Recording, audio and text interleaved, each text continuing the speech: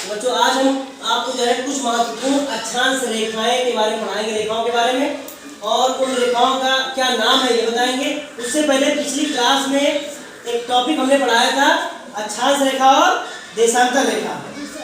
तो सामान्यतः लोग 180 अंश अक्षांश रेखा मानते हैं, लेकिन हमको लगा कि हमारे वीडियो को कई मित्रगण, कई शिक्षक साथी देखते भी हैं, तो कुछ क्वेश्चंस, क्रॉस क्वेश्चंस भी कर सकते हैं। तो उसके समाधान हेतु हमने सोचा इसको क्लियर कर लेते हैं एक बार। विभिन्न कॉम्पिटिटिव एग्जाम में भी इससे संबंधित प्रश्न पूछे जाते हैं। तो चलिए आज समझते हैं। देखिए, ये बीचों की जो लाइन होती है उसको क्या बोलते हैं? भूमध्य रेखा बोलते हैं। क्या बोलते हैं?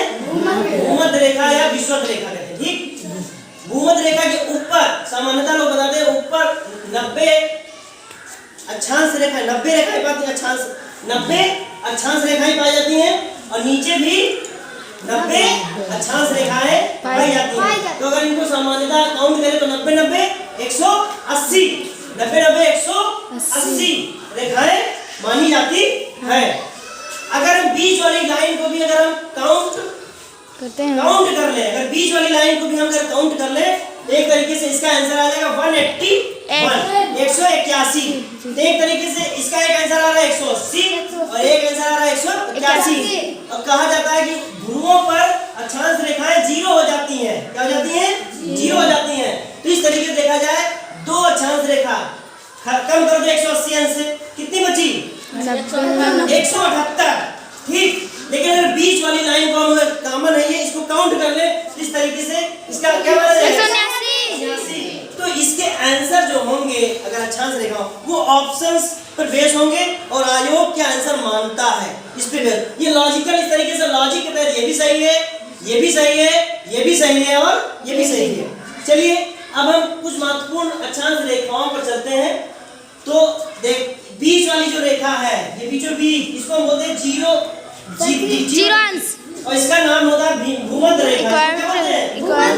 इसको इंग्लिश में तो इक्वेटर लाइन। ठीक है, 23.5 अंश उत्तरी अक्षांश रेखा को, क्योंकि उत्तरी ध्रुव ऊपर क्या है, उत्तरी ध्रुव, नीचे क्या है, दक्षिणी ध्रुव। तो 23.5 अंश उत्तरी अक्षांश रेखा को हम कर्क रेखा बोलते हैं, जिसे हम कैंसर लाइन बोलते हैं। ठीक, 66.5 इसके ऊपर पढ़ेंगे तो 66.5 अंश, यानी 66 से 1/2 डिग्री को हम उत्तरी अक्षांश रेखा पर इस लाइन को कहते हैं आर्कटिक रेखा। क्या बोलते हैं? आर्कटिक। और उसी प्रकार नीचे आ जाइए, 23.5 अंश दक्षिणी रेखा को हम बोलते हैं क्या?